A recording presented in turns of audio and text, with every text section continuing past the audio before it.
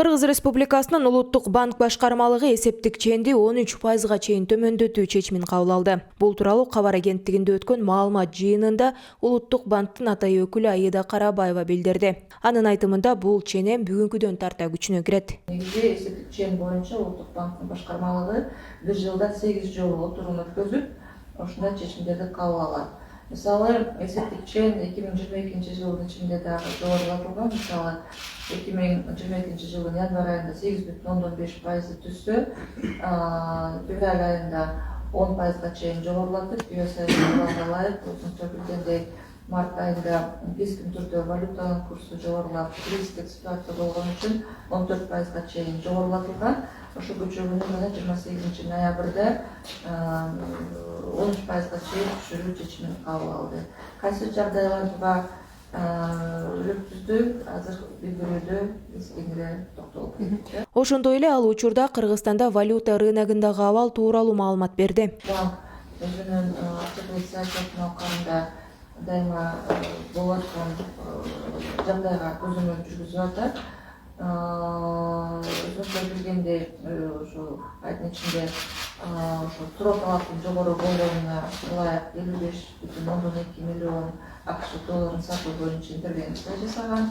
Жана эгерде кандайдыр бир ушундай жагдай болсо,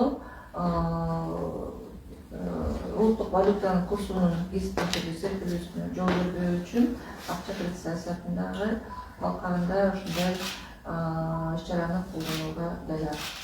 Мындан тышкары Карабаева Улуттук банктын карамагында дээрлик 38 тонна алтын бар экендигине токтолду. Действительно, в Национальном банке на сегодняшний день в распоряжении Национального банка находится 37,8 тонн золота. Из них 13 тонн, которые находятся в золотовалютных резервах Национального банка, и 23,7 тонн в золотых запасах Национального банка.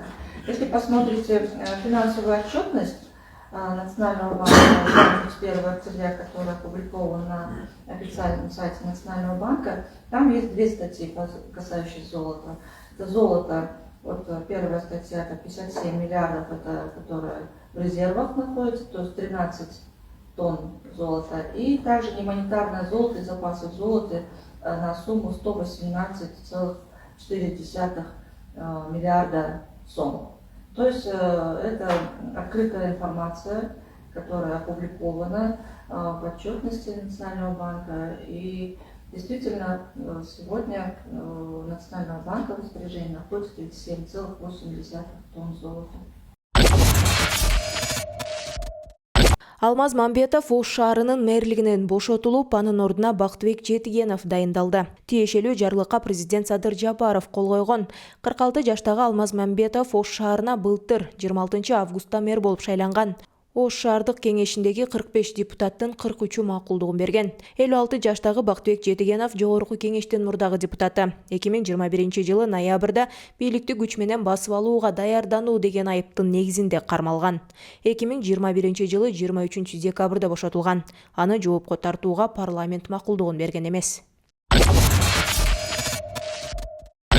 Жогорку кеңештин депутаты Динара Ашимова үй-бүлөдөгү зомбулуктун алдын алууга багытталган мыйзам долбоорун иштеп чыккан. Учурда ал коомдук талкууда. Депутат сунушталып жаткан өзгөрүүлөр тууралуу Марал радиосунун түз эфиринде билдирди. Мыйзам долбоордун максаты үй-бүлөлүк жана сексуалдык зомбулукка чараны катаалдатуу, зомбулуктан жабыркаган адамдарды өз убагында коргоо болуп эсептелинет. Депутат Ашимованын айтымында жаңы нормалардын бири зомбулук көрсөткөн адамды 30 күнгө чейин үйүнөн чыгаруу. Үй-бүлөлүк зомбулук фактылары боюнча кылмыш иши жабырлануучунун арызы жок кезде да милдеттүү түрдө козголот. Тагыраагы жабырлануучу гана эмес, кошунасы же тууганы же окуяга күбө болгон жарандар да арыз бере алат, дейт депутат.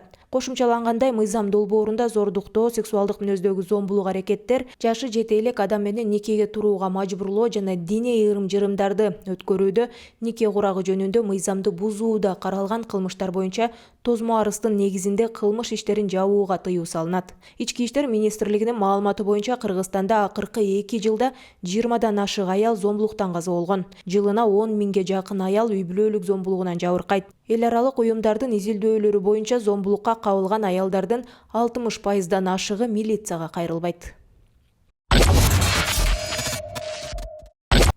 Деонекса үлгүсүндөгү унаа Жалал Абадтын Нокен районунун Кыла айылы аркылуу кесип өтүүчү жолдун жээгиндеги токтоп турган Volvo үлгүсүндөгү оор жүк ташуучу унаанын артынан келип сүзгөн. Жол кыймылынын коопсуздугун камсыздоо башкы башкармалыгынан билдиришкендей, кырсык күн мурун 28 ноябрда саат түнкү 1 чамасында орун алып, анын кесепетинен 3 адам каза болгон. Учурда унаалар убактылуу токтотуучу жайга киргизилип, тиешелүү материалдар дайындалды. Жол кырсыгынын келип чыгуу себептери такталууда. Ал эми Бишкек-Ош унаа жолунун 77-чакырымында КАМАЗ үлгүсүндөгү жүк ташуучу унаанын айдоочусу рулга ээ боло албай калып турак үйдү сүзгөн. Чүй облустук жол кыймылынын коопсуздугун камсыздоо башкармалыгынын маалыматына ылайык, жол кырсыгынын кесепетинен унаанын 40 жаштагы айдоочусу жабыркап, Жайыл райондук ооруканасына жеткирилген. Бишкекте төрөлгөн 3 эмдин бирине президент Садыр Жапаровдун, экинчисине УКМКнын башчысы Камчыбек Ташиевдин аты берилип, үчүнчүсүнө ынтымак ысымы коюлду. Маалыматка караганда 1981 жылы туулган Ысык Көл облусунун тургуну 25 ноябрда Бишкектеги ооруканада 3 эм төрөгөн. Учурда ымыркайлар менен эненин абалы жакшы. Ымыркайлардын салмагы 2,35, 2,45 жана 2,3 килограммды түзөт. Жубайлардын 3 эмден тышкары 2 кызы жана 2 уулу бар. Белгилей кетсек, төрөлгөн 3 эм же эгиз ымыркайларга президенттердин же бийликтеги тандем катары белгилүү болгон саясатчылардын ысымдарын ыйгаруу өлкөдө буга чейин да байма-бай катталып келген.